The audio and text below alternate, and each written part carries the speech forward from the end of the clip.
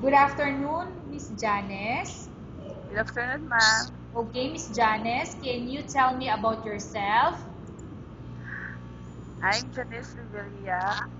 I'm 36 years old and I live in Bantayan, Cebu, Philippines. And I'm 5'6" tall and I'm 59 kilos, ma'am. Okay, I have a few questions for you to answer, so let's start. Why do you want to work as a maid?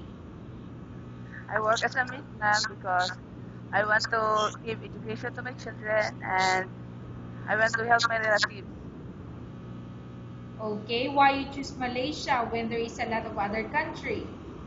because I know, ma'am, Malaysians are nice and Malaysia is a nice place How are you qualified for this job?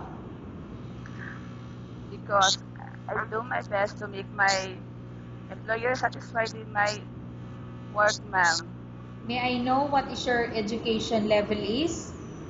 My highest educational level, ma'am, is college undergraduate. What is your recent working experience? My recent work experience, ma'am, is all-around helper.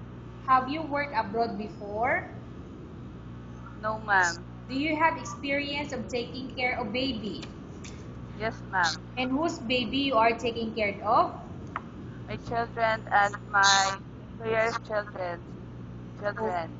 Okay, what about elder or older people? Do you have the experience? Yes, ma'am. My Okay, and whose elder you are taking care of? my grandfather, ma'am. How old is your grandfather when you take care of him? 88, ma'am. Do you have any other special skills? Yes, ma'am. May I know what are those special skills do you have? Gardening, cleaning, taking care of pets and children. Okay, are you willing to learn new skills? Yes, ma'am. Are you willing to work with a family where the mother-in-law or any relatives stay together? Yes, ma'am. Currently, are you still working now? No, ma'am. Do you know how to cook? Yes, ma'am. What sort of food can you cook? Vegetables, apitada, and fried, fried fish and chicken. Okay, so are all this food you mentioned are all Filipino? Yes, ma'am. Okay, are you aware that you will have to do washing, cleaning, ironing, and cooking? Yes, ma'am. From all the house chores like cooking, cleaning, ironing, and washing, which do you like most? Cleaning, ma'am. If ever you were selected to work in Malaysia, who will take care of your kids? My my husband's relatives, ma'am. Okay, you are not allowed to use handphone during working hours. Yes, ma'am. You are only allowed to use handphone after you finish all the works and when going to bed. Yes, ma'am. You are strictly needed to surrender the handphone to your employer in the morning and your employer will return back to you once you're going to bed. Yes, ma'am. If ever your employer finds out that you're abusing your handphone and it's affected your work performance, your employer will confiscate your handphone and you're not allowed to hold it anymore. Instead, your employer Yes, will allow you to call to your family 3 times in a month. You're only allowed to bring normal phone and you're not allowed to bring smartphone. Are you agreed for the terms and condition? yes, ma'am. Are you agreed to the rules and regulation for the handphone? Yes, ma'am. How many years is the contract as you agreed and understand? 2 years, ma'am. Can you describe for me your ethics or your attitude? I'm honest, patient, and hardworking.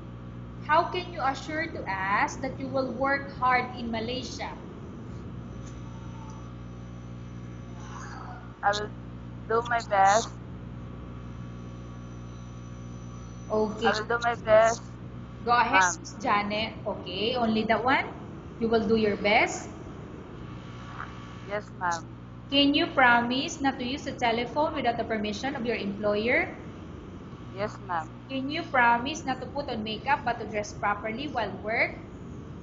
Yes, ma'am. Can you promise not to invite friends and relatives without the consent of your employer? Yes, ma'am. Can you promise not to ask for advance salary from your employer under any any circumstances? Yes, ma'am. Do you really understand of the rules and regulation of the agency? Yes, ma'am. Do you pay any placement fee for you to come to Malaysia to work as a maid?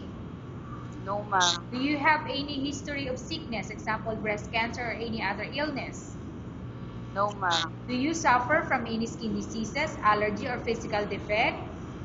No, ma'am. Have you suffered from any serious illness? No, ma'am. Do you smoke? No, ma'am. Have you undergone any operation or surgery?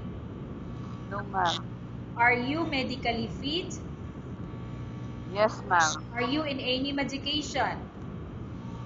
No, ma'am. Are you allergic with any food? No, ma'am. Are you prepared to work for the employer of any race? Yes, ma'am. Are you prepared to eat the type of food taken by your employer? Yes, ma'am. Are you afraid of being left alone in the house? No, ma'am. Are you afraid of dogs or other pets? No, ma'am. Can you promise to work according to instruction from your employer? Yes, ma'am. Do you have any immediate family working in Malaysia? No, ma'am. Okay, Miss Janice, we have finished our question section. Let's go to case study. I have a case study for you and I want you to answer me truthfully.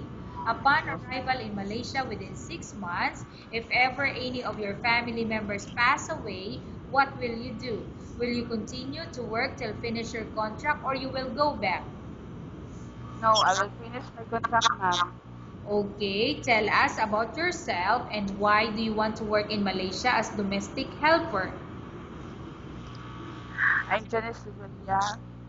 I'm honest, hardworking, patient, and can deal with different race. And I I work in Malaysia because I want to give education to my children and help my relatives.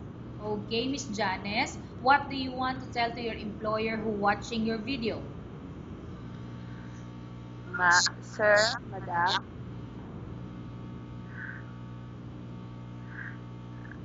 sir, madam, Go ahead, Miss accept me Janice. as your accept me as your helper because I assure to you that I will do my best to make you satisfied with my work and make you appreciate all my works.